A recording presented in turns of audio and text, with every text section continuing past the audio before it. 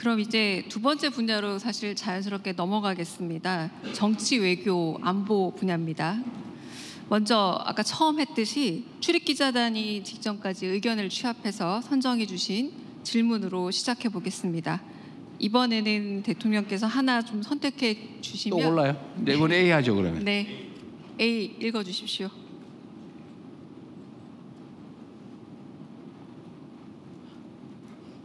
네.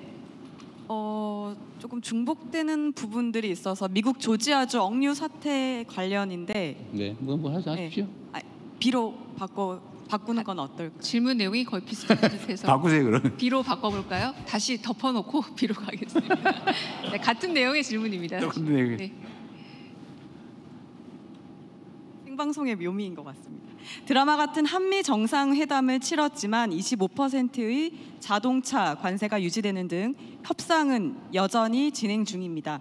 관세 후속 협상 진행 상황이 어떠한지 이른바 전략적 유연성으로 표현되는 외교 안보 분야 패키지들의 연장선상에서 협상 최종 타결 시점을 예상하신다면 설명 부탁드립니다. 네, 참 얘기하기 어려운 질문이네요. 이게 외교 협상은 얘기 못할 부분도 사실은 많고, 아직도 완결된 게 아니어서 그 과정에서 오가는 얘기들을 하는 것도 약간 부적절하고 참 어렵습니다. 결과는 현재 있는 상태대로입니다. 그리고 여기는 온갖 협상 요소들이 있죠. 예를 들면 안보 분야, 미군 문제, 핵연료 처리 문제, 그다음에 소위 전략적 유연성 문제, 국방비 문제, 또 경제 관 통상 분야에는 3,500억 불을 어떻게 할 거냐, 관세는 또 어떻게 할 거냐, 등등. 고개 하나를 전에 제가 일단 작은 고개 하나를 넘었다 이렇게 표현을 했던 기억이 나요. 앞으로도 넘어가야 될 고개가 제가 퇴임하는 그 순간까지 수없이 있겠죠. 근데 분명한 거는 저는 어떤 이면 합의도 하지 않는다. 대한민국 국익에 반하는 결정은 절대 하지 않는다. 그리고 합리성과 공정성을 벗어난 어떤 협상도 하지 않는다. 그래서 좀 어려워요. 일본하고 똑같이 할 거냐? 일본도 어떻게 했는지 정확하게 알려지지 않고 있기 때문에 우리도 뭐라고 말하기 어렵죠. 앞으로도 한참 더 협상해야 됩니다. 저는 아직도 여전히 믿죠. 협상의 표면에 드러난 것들은 거칠고 과격하고 과하고 불합리하고 비상식적이고 그렇지만 최종 결론은 합리적으로 귀결될 것이다. 또 그렇게 만들어야 되겠죠.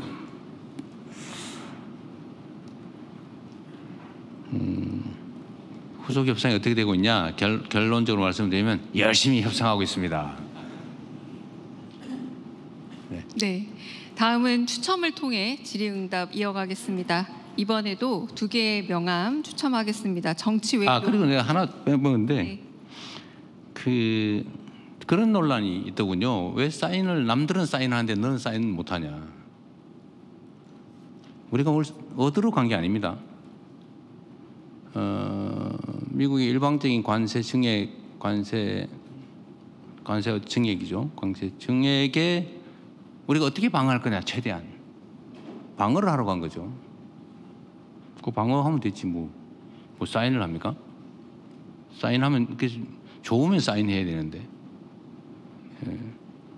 사인을 우리가 이익되지 않는 사인을 왜 합니까?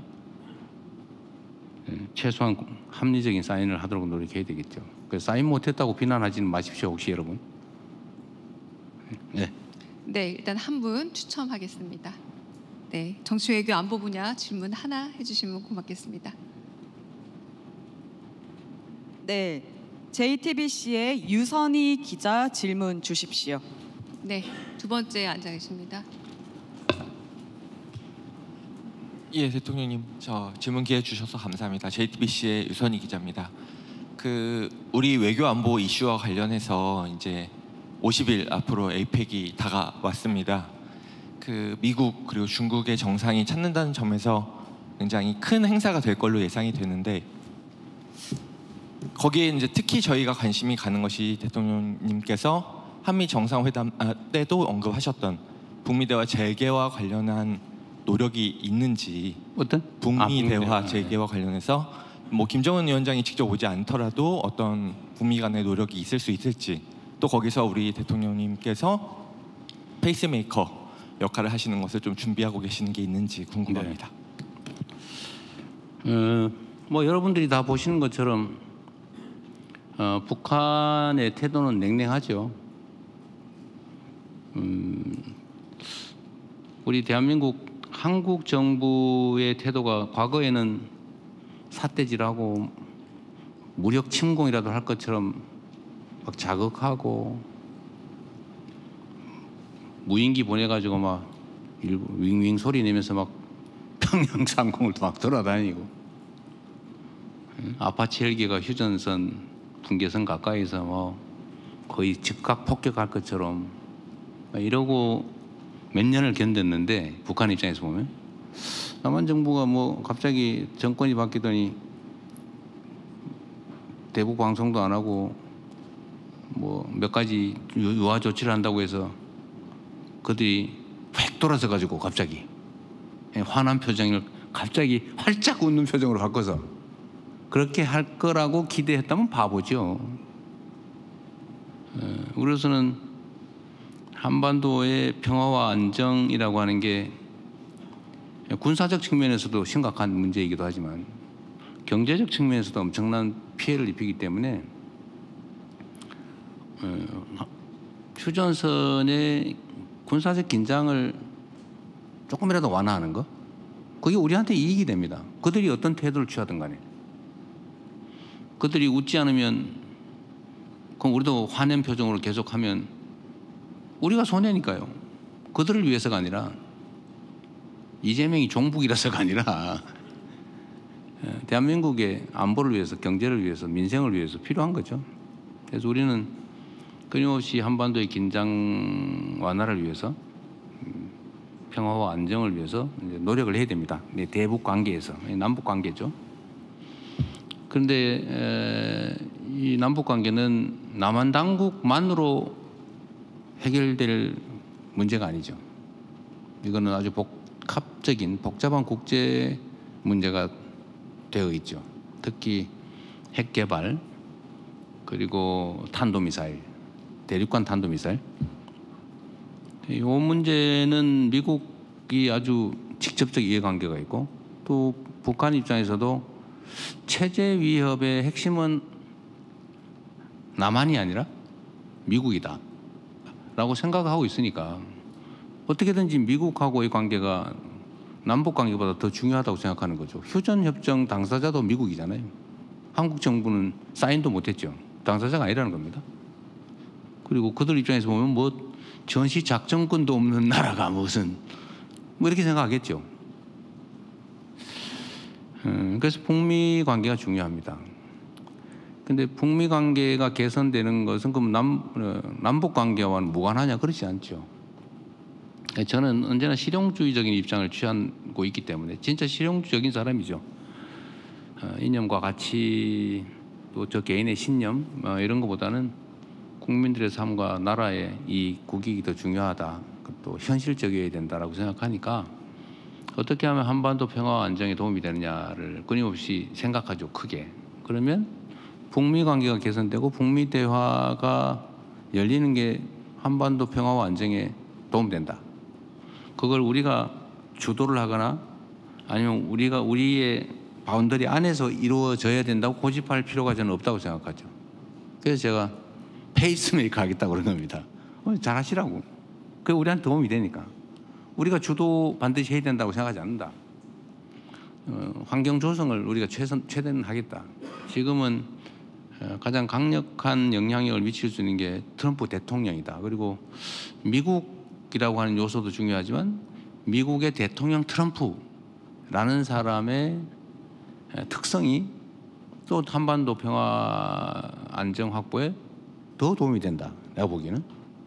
그래서 피스메이커 역할을 잘하고 있으니 앞으로도 지구의 마지막 남은 분단국가 또 세계 불안정의 가장 큰 요소 중에 하나라고 할 한반도 평화 문제를 실질적으로 진전을 만들어내면 뭐 진정한 피스메이커 아니겠습니까? 역할을 해주시라고 얘기했고 지금도 이제 제 기본적인 생각엔 변함이 없죠. 다만 현실적으로 뭘 하고 있느냐? 뭐 우리는 끊임없이 타진하죠. 그리고 노력합니다. 예를 들면 뭐 신뢰가 다 깨졌으니까요. 그 신뢰를 조금이라도 회복하기 위해서 예를 들면 라디오 방송 이런 것도 뭐 필요 없잖아요. 요즘 세상에 뭐 라디오 방송으로 인터넷에 다 나오는데 그 돈 들여가지고 예산 들여서 서로 기분만 나쁘게 그래서 그것도 중단하는 거잖아요. 뭐 그거 가지고 저를 막 비난하는 데도 있긴 하던데 그 뭐 쓸데없이 그런 요즘 세상에 뿌리는 거랑 똑같잖아요. 예? 어쨌든 그것 하나에 예를 들면 군사적 긴장 완화를 위한 신뢰 회복을 위한 작은 조치들은 끊임없이 계속합니다. 그다음에 접촉 시도도 하고요. 그런데 그쪽이 아주 뭐 냉담해요. 이번에 국회의장께서 갔는데도 제가 그 표정이나 이런 거 꼭 보고 싶었는데 저는 아직 못 봤어요. 의장께서도 참 노력하셨잖아요. 그게 우리의 현실이죠. 가장 직접적 이해관계가 있는 당사자인데 가장 냉담하고 적대적이에요. 가장 슬픈 현실이죠. 특별한 진척은 없지만 노력은 끊임없이 하고 있다. 그리고 미국이 어떤 노력을 하고 있는지 저는 모릅니다. 다만 안보실 또 외교부를 중심으로 끊임없이 미국과 접촉하고 노력하고 있죠. 조금씩은 나아지지 않겠습니까? 아무것도 안 하고 적대적으로 자극하고 대립하고 있는 것보다는 그래도 긍정적인 포지티브한 평화적인 노력을 계속하니까 쌓이다 보면 조금의 틈이 생길 거고 또 하나는 이런 것도 있어요. 각자의 그 외교 협상의 특성이 있는데 타결 직전에 최대한 긴장을 끌어올려 가지고 목소리를 키운 다음에 이제 협상력을 높이는 거죠. 피차간에 협상력을 높인 다음에 극적으로 타결하는. 근데 그 일부러 그러는 게 아니고 각자가 자기의 이익을 최대한 확보하기 위해서 자기 협상력을 최대한 끌어올리는 거죠. 사나움 뭐 이런 걸 보여주고 실력, 힘 이런 걸 보여주는 거 아닙니까? 그런 단계를 거치고 있는 것 같기도 하다. 희망적으로 본다면 뭐 그러나 그렇든 아니든 우리는 그런 거는 부수인 거고 아주 본질적으로는 한반도의 평화와 안정, 전쟁을 회피하고 평화를 구축하고 장기적으로는 뭐 100년도 안 됐습니다. 우리가 분단 국가가 된 지. 역사적 시각으로 보면 결코 긴 시간이 아니에요. 수백 년 만에 통일되는 나라가 수없이 많잖아요. 역사에 보면. 그러니까 길게. 그러나 지금 통일 얘기하면 바보 소리 듣겠죠. 그 전 단계로 평화를 구축하는 게 중요하다 하는 생각을 하고 노력하고 있다 하는 말씀으로 마치겠습니다. 네, 외교 안보 분야인 만큼 외신 쪽도 이번엔 추첨을 한번 하겠습니다.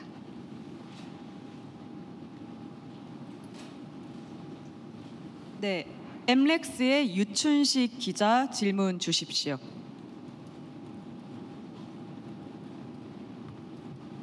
네, 반갑습니다. 엠렉스의 유춘식 기자입니다. 지금 이재명 정부 국정 기조 중심이 AI인데 AI 질문이 아직 안 나와서 드리겠습니다.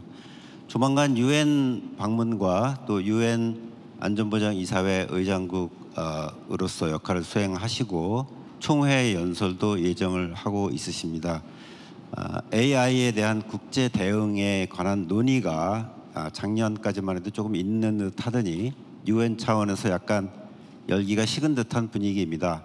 이번에 유엔 행사 도중에 총회 연설이나 그다음에 안보리 의장국 수임하실 때 AI에 대한 UN 차원의 공동 대응을 위해서 지금보다 조금 강화된 새로운 UN 기구 창설이나 UN 기구의 대한민국 유치를 제안하실 의향이 있으신지 알려주십시오. 어떤 주제로 어떤 내용의 연설을 하고 의장국으로서 어떻게 의장국 임무를 수행해 갈 거냐는 지금 내부 검토 중입니다. 최종 확정된 게 아니어서 뭐라고 말씀드리긴 좀 그렇고, 다만 인공지능 관련해서는 저는 기구도 중요한데 국제 규범을 만들어내는 게 훨씬 더 급한 일이다라고 생각해요. 유럽 차원에서는 그런 얘기들이 어느 정도 진척이 돼 있고, 우리도 뭐 인공지능 윤리라든지 또는 규제 얘기를 좀 법도 하나 만들었죠. 우리가 내년 1월에 시행되는데, 근데 이게 특정 국가만 하면 안 되고 특히 우리나라만 인공지능 규제했다가 나중에 경쟁에서 뒤떨어지는 거 아니냐 걱정도 좀 있고요. 그래서 국제적 단위에서 인공지능 관련 일종의 규범, 윤리 이걸 확보할 필요는 있겠다는 생각이 들고, 그 속에서는 우리가 일정한 역할을 할 수도 있겠다는 생각은 가지고 있습니다. 국제기구를 만들 거냐, 만들어서 우리 대한민국으로 유치할 거냐. 사실 대한민국으로 유치하려면 대한민국 돈을 많이 내야 돼요. 근데 그 문제는 아직은 뭐 깊이 고민해보지 않은 상태다, 이렇게 말씀드리겠습니다. 네, 정치 외교 안보 분야에는 독립 언론의 질의 영상이 따로 준비되어 있습니다.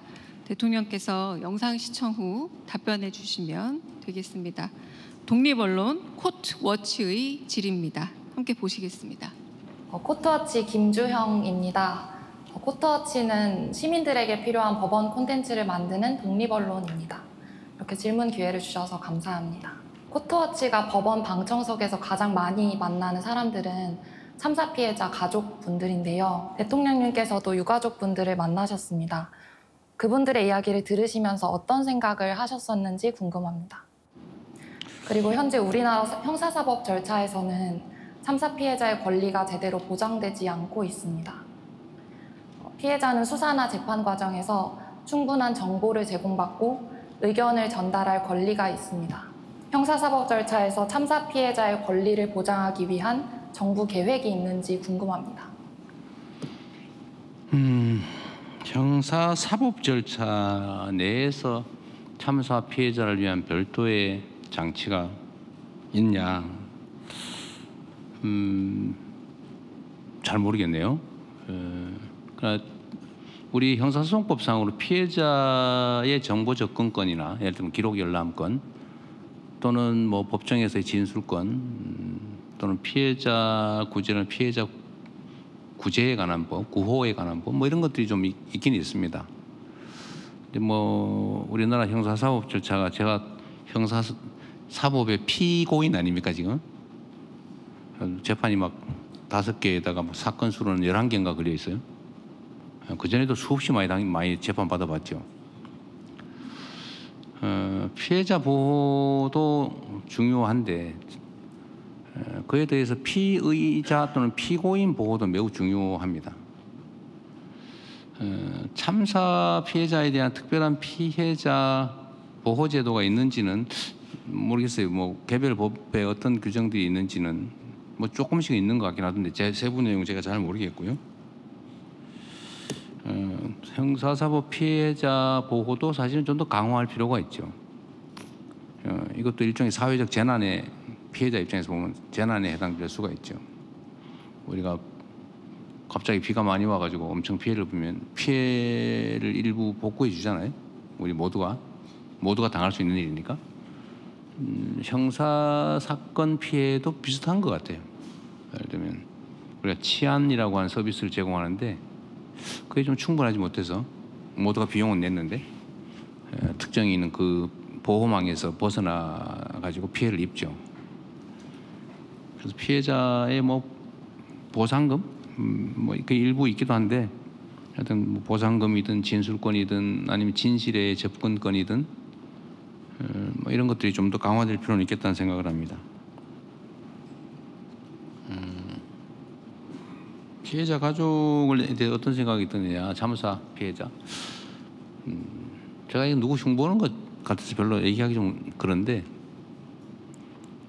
참사, 대형 참사가 발생하는 게 몇 가지 특성이 있는데, 여러분 잘 생각해 보시면 그게 소위 보수 정권에서 주로 발생합니다. 내가 뭐 그쪽 정권을 비난하려고 하는 팩트 왜곡은 아니에요. 근데 그게 약간의 이유가 있습니다. 제가 지금 산재 사고 때문에 계속 얘기를 하는데, 뭐 일부에서 그런 얘기하죠. 뭐 대통령이 뭐 산재 사고가 좀 맨날 한 번도 아니고 한두 번도 아니고 몇 번째야 저거, 뭐 이렇게 지적하는 사람도 있더라고요. 그런데 산업재해 사고를 자세히 제가 매일 모든 사망 사고는 다 보고받고 있는데, 그 사고 조금만 신경 썼으면 안 죽었을 사고가 너무 많아요. 특히 추락 사고, 뭐 떨어졌다는데 제가 유심히 보죠. 들여다보면 안전대를 설치했나? 아니 통째로 무너졌나? 혼자 떨어졌나? 혼자 떨어진 건 명백한 사용자 과실이죠. 그 높은 데서는 반드시 이렇게 끈으로 묶으라고 돼 있거든요. 이렇게 단단한 고정물에 반드시 몸 신체를 결박하라고 돼 있어요. 끈으로. 떨어지면 죽지는 않잖아요. 근데 이거 안 한 거예요. 안 하면 위험하잖아요. 당연히 예측할 수 있죠. 맨날 떨어져 죽는데 안 하고 또 일하다 또 떨어져요. 그래서 또 죽어요. 근데 만약에 공직자 사회에서 제가 이런 얘기를 하면 공직 사회에서는 확 줄어듭니다. 신경을 바짝 써요. 또 자기가 책임을 져야 되니까. 근데 사용자들은 신경을 별로 아직 안 쓰는 거죠. 왜냐하면 뭐 그래도 별로 피해가 없거든요. 뭐 징계를 당하는 것도 아니고 감옥 가는 것도 아니고, 기껏해야 뭐 고용된 사람이 감옥 가고 갔다 와도 잠깐 있다 나오고 재산적 피해도 없고 다 보험들이 있으니까 그 위자료 뭐 조금 주면 되고, 그러니까 계속 하는 거예요. 대규모 참사가 벌어지는 이유도 자세히 들여다보면 조금만 신경 썼으면 안 나는 일들이에요. 대체로 보면. 그건 공무원들이 긴장하고 있으면 많이 피할 수 있죠. 완전히 막을 수는 없어요. 저도 끊임없이 노심초사하죠. 혹시나 어디에서. 또 제가 이런 얘기를 했으니까 더 지켜볼 거 아니에요. 그래서 참사 피해자들 특히 뭐 이태원 사고, 가장 최근에 있던 이태원 사고는 정말 황당무계하기 이를 데 없잖아요. 어떻게 그럴 수가 있어요? 교통경찰이 통제만 있어도 해야 되는 거잖아요. 원래 맨날 해왔던 거잖아요. 매년. 근데 그 해만 안 했어요. 왜 안 했는지 잘 모르겠지만 참 억울하겠다 그 생각이 들죠. 특히 젊은 사람들이 사망하면 자식은 죽어서 가슴에 묻는다고 하잖아요. 부모 가슴에 묻는 거예요. 그거 쥐어뜯다가 일찍 죽죠. 부모들도. 그거 제대로 살겠어요. 그게 국가가 해야 될 가장 기본적인 책무죠. 생명과 안전을 지켜주는 일. 그것도 엄청난 돈을 쓰지 않습니까? 치안, 국방. 이거 똑바로 해야죠. 그래서 그분들 보면 미안하죠. 그냥 미안하더라. 앞으로 이런 거 절대로 안 나게 해야 되겠다. 그런 생각합니다. 네. 네. 이번엔 대통령께서 지목하시는 순서. 나 이게 너무 어려운데. 네. 그러면 아까 이쪽에 했으니까 이쪽으로 하고, 네. 이번 남성을 했으니까 이번에는 더 뒤쪽에 여성을 하겠습니다. 네, 여성들만 손 들어주세요. 이게 지금 너무 많네. 저기 저 중간쯤에 흰 옷 입으신 분 하시죠. 제일 뒤에 분 말씀하시죠. 앞에. 네, 앞에? 네. 네. 제가 맞을까요? 네, 맞습니다. 네, 기회 주셔서 감사합니다. KBS 손수아령입니다. 네. 네, 먼저 취임 100일 축하드리고요. 국내 정치 관련해서 질문이 아직 안 나온 것 같아서 네. 질문 드리겠습니다. 어렵게 대통령께서 여야 대표 손도 맞잡게 하셨는데 국회에서는 강대강 대치 상황이 좀 아쉽게도 계속되고 있는 것 같습니다. 협치 물고 트는 게 이제 뭐 한 번의 만남으로 되진 않겠지만 좀 그 흐름을 어떻게 대통령께서 이어갈 계획 갖고 계신지 궁금하고요. 또 여야정 협의회가 이제 정례화되지 않았다 보니까 이게 좀 실효성이 있겠냐 이런 의문도 있는데 어떤 계획 갖고 계신지 질문드립니다. 지금 질문하신 내용이 정치의 거의 전부라고 할 수 있을 것 같아요. 예를 들면 뭐 주어진 권한을 가지고 공직자들을 지휘해서 해야 될 일, 하면 좋은 일들을 찾아서 또는 만들어서 열심히 잘하면 되는 건 그건 행정이지 정치가 아니잖아요. 그리고 정치의 가장 극단적인 모양은 선거죠, 선거. 선거가 끝난 지 얼마 안 됐잖아요. 한쪽은 권력을 잃었고 한쪽은 권력을 새롭게 취했죠. 다 낯설고 또 부딪히는 면이 날카롭고 또 정서적으로는 서로 사나운 상태인 것 같습니다. 특히 이번 정권 교체는 내란 극복 과정과 동전의 양면이지 않습니까? 근데 이 내란이라고 하는 것은 나라의 근본에 관한 것이어서 쉽게 무마되거나 덮어지거나 또는 쉽게 뭐라 그럴까요? 적당히 타협할 수 있는 요소가 못 되죠. 그래서 국회에서 지금 저야 국정을 하니까 원칙적으로 국정이라고 하는 건 그냥 하면 되는데 그러다 보면 정치적 영역하고 걸치지 않을 수가 없어요. 예를 들면 입법을 하거나 인사를 하거나 뭐 예산을 편성해 승인을 받거나 뭐 이게 다 정치와 관련이 돼 있으니까요. 그러나 조금은 뒤떨어져 있죠. 제 입장에서는 말씀드렸지만 결과를 잘 내야 된다. 현실적 성과를 만들어야 된다는 일종의 강박관념 같은 걸 가지고 있고 지금 이 순간에 뭐 인기 아니면 지지, 비난, 비판 이거 별로 안 중요하다고 생각해요. 기분은 나쁘죠. 뭐 지지율 뭐 여론조사 통계 뭐 떨어진 거 나오면 솔직히 신경 쓰여요. 그러나 연연하지 말자. 이건 표면의 물결이다. 이렇게 생각하면서 좀 스스로를 다독거리죠. 대통령은 민주당 출신이긴 하지만 대한민국 주권자를 대표하는 거고 대한민국 주권자는 파란색 좋아하는 사람도 있고 빨간색 좋아하는 사람도 있고 회색 좋아하는 사람도 있고 다 싫어하는 사람도 있고 그러잖아요. 그들이 다 대한민국 주권자니까 저는 모두를 대표해야 된다라고 생각해요. 쉽지는 않지만 그러면 저는 여야가 좀 상식에 부합하는 합리적 결론에 이르면 좋겠다.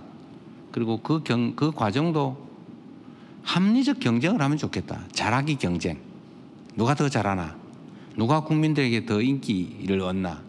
누가 국민들의 삶을 더 많이 개선하고 그래서 누가 더 국민들에게 더 지지받나? 이런 경쟁을 하면 좋겠는데 안타깝게도 현실은 반대죠. 누가 더 상대를 더 압박하나? 이게 남아 있는 것 같습니다.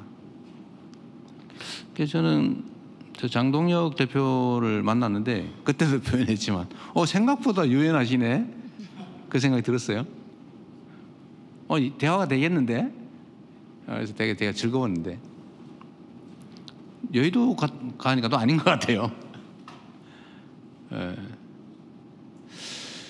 근데 저는 결국 이게 국민들의 손에 달렸다고 생각해요.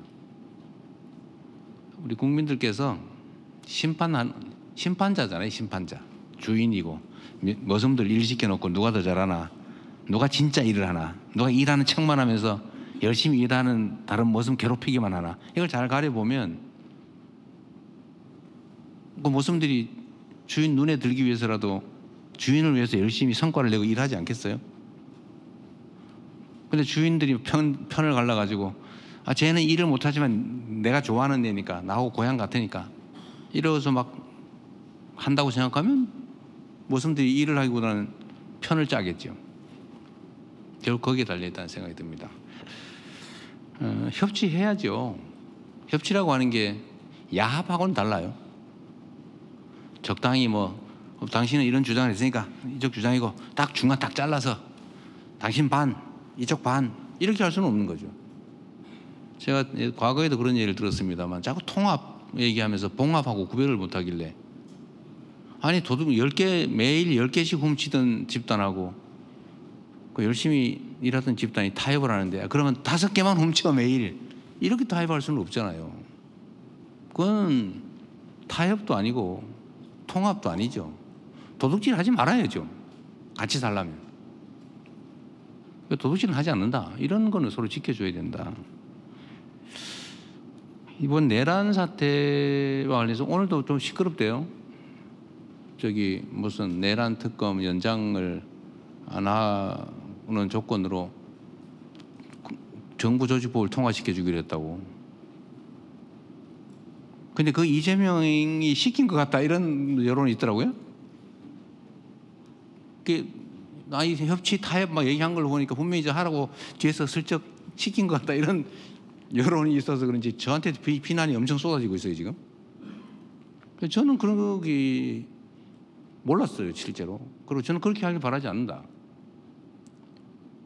정부 조직법을 고쳐서 정부 조직을 개편하는 거하고 내란의 진실을 규명해서 그야말로 엄정하게 책임을 물어서 다시는 대한민국에서 내란이라고 하는 친위 군사 쿠데타든 그냥 군사 쿠데타든 이런 게 벌어지는 일은 결코 있어서는 안 된다. 라는 이 당위하고 어떻게 맞바꾸냐라는 게 제 생각이에요.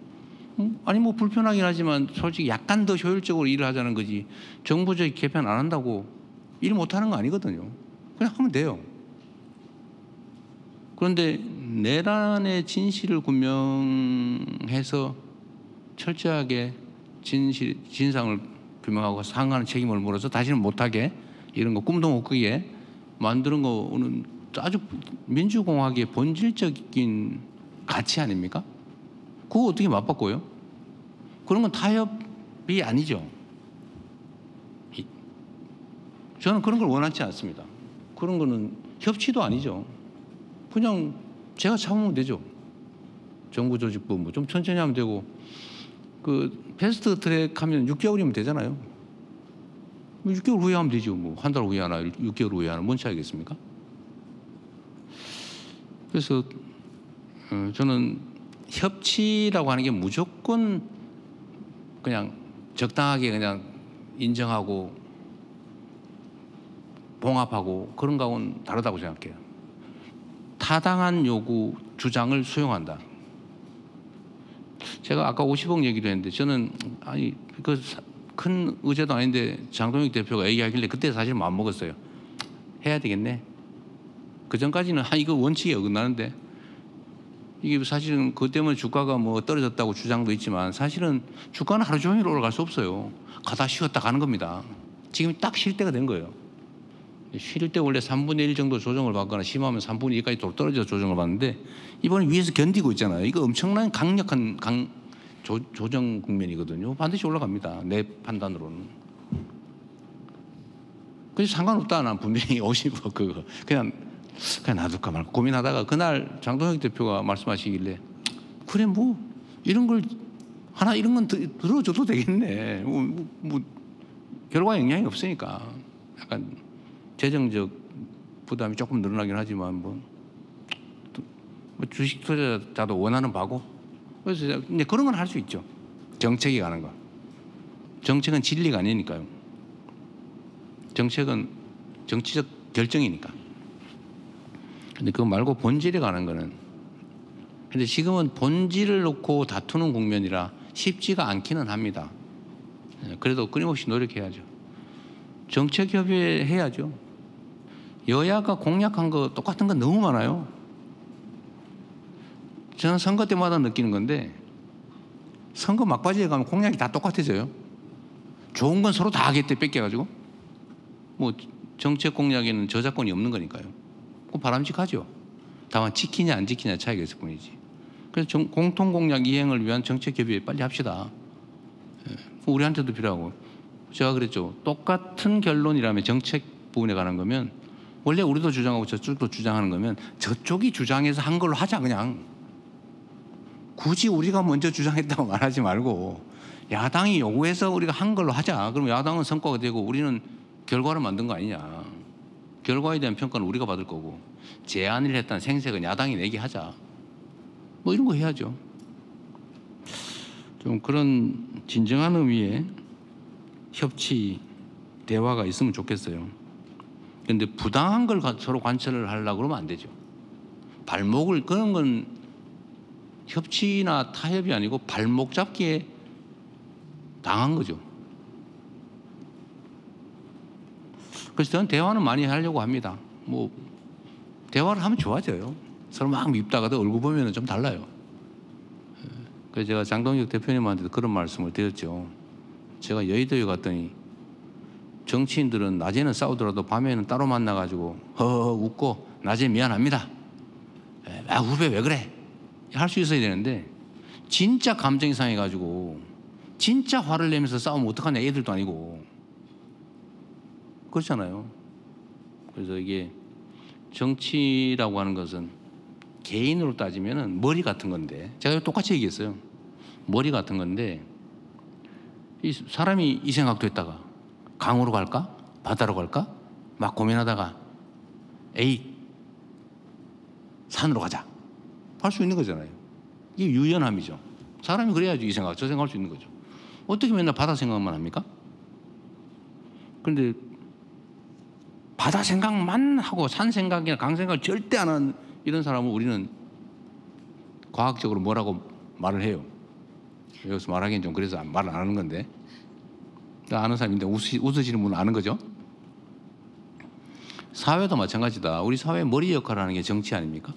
이 주장 저 주장하고 막 다투다가 하나 결정하면 그냥 가고 또 뭐 새로운 생각 가지고 막 논쟁하고, 이게 정상이지.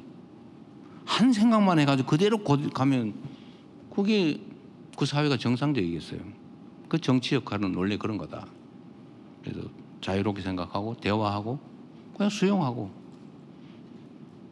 그 야당이 주장하는 걸 제가 받아서 하면 그 결국 제가 하는 거죠. 근데 일부에서는 그런 거 있어요. 하려 그러다가 저쪽이 하자니까 안 한대요. 자기가 주장하다가도 이쪽이 한다고 하면 안 해요. 못하게 해. 제가 많이 봤어요. 그거는 정치가 아니죠. 생떼, 어린아이 같은 유치함이죠. 좀 우리나라 정치도 조금 어른스러워지면 좋겠습니다. 뭐 저도 노력해야 되고요.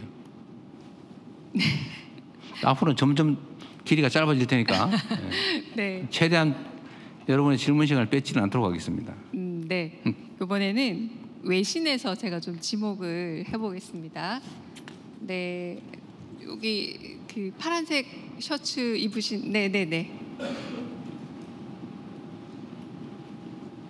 제가 프레스 개글이라고 저 미국의 네. 그 백악관 기자회견을 하는 걸 보니까 네. 거기 뭐 지목하는 것도 없고 막 하다가 목소리 큰 사람이 그러대요. 네. 우리는 그렇게 하지 말고. 네. 네. 소개해 주시죠. 네. 괜찮습니까? 네, 들립니다. 저는 일본 아사히신문의 가이세라고 합니다. 잘 부탁드립니다. 저는 한일 관계에 대해 좀 네. 여쭤보고 싶은데요. 그 일본 이시바 총리가 최근 뭐 사의를 표명함에 따라 그 한국 내에서는 뭐 한일 관계가 후퇴할 가능성이 지적되고 있습니다. 그 앞으로 일본 정부의 그 새로운 정부에 어떻게 대응해 나가실 생각이신지 궁금하고요.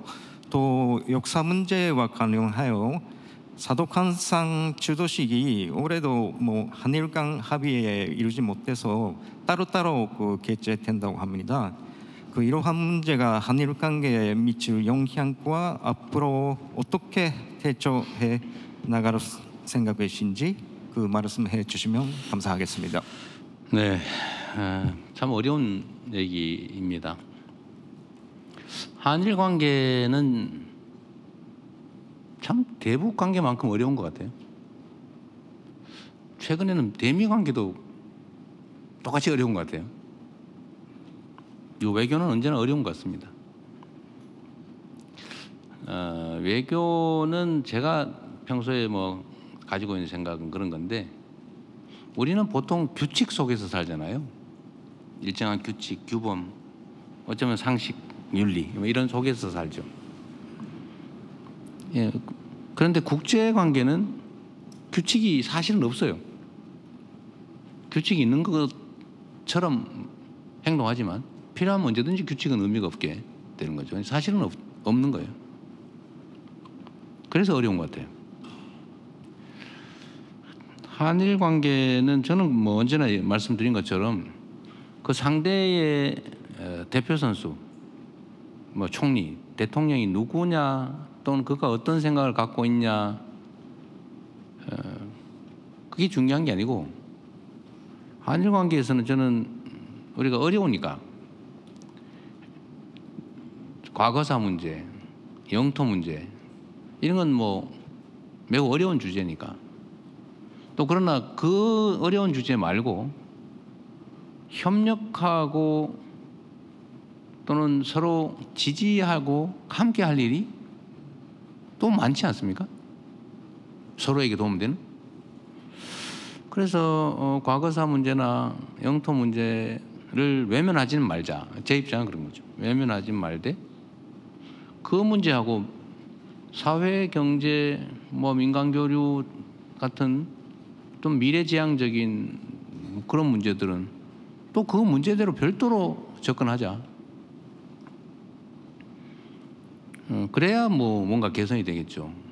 그래서 이시바 총리에 대해서도 뭐 일부 우리 국민들은 뭐 약간 비판도 있습니다만 일단 얼굴 보고 조건 달지 말고 뭐 오시기 어려우면 제가 먼저 가고 이웃하고 친하게 지내듯이 좀 미리 뭐 엄격하게 막 따지지 말자. 그래서 제가 먼저 갔죠. 뭐 미국 가기 전에 뭐 그것도 뭐 대미 협상에 있어서 조금 뭐 필요한 측면도 있고 우리한테. 그래서 마음 터고 얘기합시다. 그랬더니 많이 좋아졌어요, 사실은 예상보다. 아마 일본에서 저를 볼 때도 제가 분명히 엄청나게 과격하게 나올 것 같은데 이렇게 생각을 했다가 아니네 라고 한 것도 있는 것 같고, 우리도 생각보다 얘기할 여지가 있네 라고 생각한 게 있죠. 사도광산 문제는 이시바 총리가 이제 사회무사를 밝히기 전에도 이미 우리가 협의를 했는데 의견 합치를 보기가 어려웠습니다. 그래서 이번에는 포기, 안 가는 걸로. 그거 가지고 막 싸우고 그러지 말자. 일단 협상은 계속 하되. 그래서 안 가는 걸로. 뭐 그것도 안 가는 게 엄청나게 싸우는 거기도 하죠, 외교적으로 보면. 근데 새로운 정부가 들어서면 어떻게 될 거냐. 아마 질문 속에 그 말이 있는 것 같아요. 이시바보다 더 힘들걸? 이라는 게 들어있는 것 같아요. 우리도 그럴 거라고 생각해요. 그러나 뭐 그건 일본 내부 문제고, 우리는 일본이라고 하는 나라 또 가까운 이웃 국가하고의 관계에 관한 거니까 아직 누가 될지도 모르니까 비슷비슷하다던데 두 사람이. 되면 또 거기에 맞춰서 우리의 기본적 원칙 투트랙 전략에 따라서 협력할 건 협력하고 따질 건 따지고 규명할 건 규명하고 그렇게 해 나가려고 합니다. 특히 저는 경제적 분야에서 전 세계 경제 질서가 근본적으로 재편되는 상황이 있기 때문에 한일 간의 경제 분야에 대한 새로운 협력들이 반드시 필요하다. 일본에게도 필요하고 대한민국에게도 필요하고 어쩌면 조금 더 넓게 보면 동북아시아 안정에도 필요하다. 그래서 그게 가능하게 만들려면 당장 그 얘기만 해서 될 일은 아니고 협력 가능한 부분에 대해서 서로 여지를 두고 대화하고 또 좀 더 넓은 마음으로 가슴을 열고 서로 접근해야 되겠다. 그렇게 생각합니다.